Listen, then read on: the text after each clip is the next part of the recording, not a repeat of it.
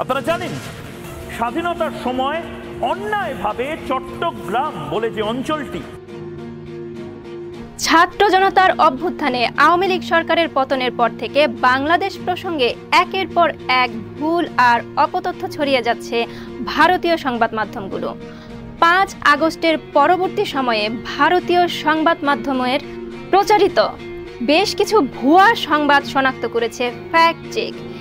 এই সংবাদ মাধ্যমগুলোর একটি হলো রিপাবলিক বাংলা। দর্শক, আজ আমরা কথা বলবো ভারতীয় গণমাধ্যমের অপপ্রচার এবং তা নিয়ে দু দেশের কূটনৈতিক সম্পর্কের অবস্থা নিয়ে। এ ধরনের অপসাংবাদিকতা কিভাবে যৌথ সম্পর্কের মাঝে প্রতিবন্ধকতা হয়ে দাঁড়ায় সেটিই মুখ্য বিষয়। বিস্তারিত দেখুন প্রতিবেদনে। বাংলাদেশের সাম্প্রতিক প্রেক্ষাপটে ভারতীয় চ্যানেল রিপাবলিক বাংলা সংবাদ মাধ্যমটি দাবি করেছে বাংলাদেশে ভারতীয় টিভি চ্যানেলের সম্প্রচার বন্ধ করে দিয়েছে বাংলাদেশের অন্তর্বর্তীকালীন সরকার। সংবাদ মাধ্যমটি ফেসবুক পেজে 27 নভেম্বর বুধবার দিবাগত রাত 11:15টায় দেয়া একটি পোস্টে এমন দাবি করা হয়। পরবর্তী সময়ে বাংলাদেশি অনেক ফেসবুক ব্যবহারকারীরাও দাবিটিকে সত্য ভেবে পোস্ট করেছেন। BD24ঘণ্টা.com নামের একটি ভেরিফাইড ফেসবুক পেজ থেকে পরদিন 28 নভেম্বর বৃহস্পতিবার সকাল 11টায় পোস্ট করে দাবি করা হয় বাংলাদেশে বন্ধ করা হলো সমস্ত ভারতীয় স্যাটেলাইট চ্যানেল, বন্ধ হয়ে গেল সম্প্রচার। এই পোস্টের হাজার হাজার রিয়াকশন এবং শেয়ারও দেখা গেছে। তবে ফ্যাক্ট চেক সংস্থাগুলো বলছে প্রাসঙ্গিক কিওয়ার্ড সার্চে সাম্প্রতিক সময়ে বাংলাদেশে ভারতীয় টিভি চ্যানেলের সম্প্রচার বন্ধ হওয়ার ব্যাপারে দেশীয় সংবাদ মাধ্যমে কোনো তথ্য পাওয়া যায়নি। এছাড়া এই প্রতিবেদন রেকর্ড করা পর্যন্ত একাধিক মাধ্যমে যাচাই করে দেখা যায় যে দেশে ভারতীয় বিভিন্ন চ্যানেলের সম্প্রচার চলছে। এসব চ্যানেলের মধ্যে রয়েছে ভারতের রাষ্ট্রীয় ও ব্যক্তি মালিকানাধীন চ্যানেলগুলোর। গেল 6 নভেম্বর যুক্তরাষ্ট্রের প্রেসিডেন্ট নির্বাচনে ডোনাল্ড ট্রাম্পের জয়ের পর বর্তমান অন্তর্বর্তীকালীন সরকারের প্রধান উপদেষ্টা ডক্টর মোহাম্মদ ইউনূস দেশ ছেড়ে প্যারিসে পাড়ি জমিয়েছেন এমন দাবিতে প্রতিবেদন প্রকাশ করে রিপাবলিক বাংলা। আবার নভেম্বরের মাঝামাঝিতে স্বাধীনতার পর বাংলাদেশে প্রথমবারের মতো সরাসরি পণ্যবাহী জাহাজ আসে পাকিস্তান থেকে। এই জাহাজ আসার প্রেক্ষিতে একই সংবাদ মাধ্যমে দাবি করা হয় পাকিস্তান থেকে আসা ওই জাহাজে অস্ত্র নিয়ে আসা হয়েছে বাংলাদেশে।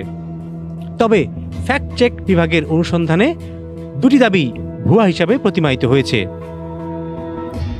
একইভাবে চট্টগ্রামের ইসকন সমর্থক সনাতনী হিন্দুদের হামলায় রাষ্ট্রপক্ষের আইনজীবী সাইফুল ইসলাম নিহত হওয়ার ঘটনাকে একজন হিন্দু ও ইসকনের বিতর্কিত নেতা চিন্ময় দাসের আইনজীবী দাবি করে গুজব ছড়ায় ভারতীয় গণমাধ্যমগুলো। এখানেও সেই রিপাবলিক বাংলার নামই শুরুতেই। পরবর্তীতে ভারতের আরও কিছু গণমাধ্যম এই সংবাদ প্রকাশ করে। বিষয়টি এখানে শেষ হলেও ঠিক ছিল, কিন্তু তা ছড়িয়ে পড়েছে পশ্চিমবঙ্গ সহ বিভিন্ন জায়গায়। বিজেপি, তৃণমূল কিংবা অন্য সব রাজনৈতিক দলের বাইরেও ধর্মীয় গোষ্ঠীগুলো বিক্ষোভ প্রদর্শন করেছে ভারতের বিভিন্ন জায়গায়। ভারতীয় হাইকমিশনও প্রতিবাদ জানিয়েছে। তার প্রতি উত্তরে বাংলাদেশ থেকেও আবার সেটি ভুয়া প্রমাণিত করে প্রতিবাদ জানানো হয়েছে। ভারতের বিভিন্ন স্থানে যেসব বিক্ষোভ দেখা গেছে সেখানে রীতিমতো বাংলাদেশের বিভিন্ন জেলাকে অধিগ্রহণের জন্য ভারতীয় সরকারের প্রতি দাবি জানাচ্ছে বিক্ষুব্ধরা। এদিকে বিক্ষুব্ধ বাংলাদেশের আইনজীবী, ছাত্র জনতা সহ ধর্মীয় দলগুলো এখন রীতিমতো ইসকনকে নিষিদ্ধ ও ভারতীয় গণমাধ্যম বন্ধের দাবি জানাচ্ছে। তারা বলছে ধর্মীয় দাঙ্গা সৃষ্টির লক্ষ্যেই এমন সব আয়োজন করছে। তবে বাংলাদেশের সনাতনীরা বিভিন্ন অভিযোগ দিলেও আন্তর্জাতিক সমীক্ষা ও জরিপ বলছে ভিন্ন কথা। গেল অক্টোবর মাসের শেষ দিকে ভয়েস অব আমেরিকা বাংলার পরিচালিত এক জরিপে 64.1% উত্তরদাতা মনে করেছেন আওয়ামী লীগ সরকারের তুলনায় অন্তর্বর্তীকালীন সরকার সংখ্যালঘু জনগোষ্ঠীর জন্য বেশি নিরাপত্তা নিশ্চিত করতে পেরেছে। জরিপে অনেক সংখ্যালঘু মনে করেন আওয়ামী লীগের দীর্ঘ 15 বছরের শাসনে ঘটে যাওয়া তাদের জমি দখল ও বিক্রি করার মতন ঘটনার অবসান হয়েছে, যা একটি স্বস্তির অনুভূতি এনে দিয়েছে বলেও প্রতিবেদনের ভাষ্য। তাই এই সংকট উত্তরণে ভারত বাংলাদেশ কূটনীতিকভাবে কী উদ্যোগ নিচ্ছে সেই দিকেই তাকিয়ে থাকবে দুই দেশের জনগণ। Abdullah Al Mahmud, news desk, Dhaka. এই সংকট উত্তরণে ভারত এবং বাংলাদেশ কূটনৈতিকভাবে কি উদ্যোগ নিচ্ছে সেদিকেই তাকিয়ে আছে দুদেশের জনগণ। প্রিয় দর্শক, আমাদের আজকের ভিডিওটি কেমন লাগলো সে সম্পর্কে জানান আমাদের কমেন্ট বক্সে। এরকম আরও ভারত এবং বাংলাদেশ সম্পর্কিত তথ্য জানতে বা ভিডিও দেখতে চোখ রাখুন আমাদের চ্যানেলে। আজ এ পর্যন্তই, পরবর্তী খবর নিয়ে হাজির হয়ে যাব। আল্লাহ হাফেজ।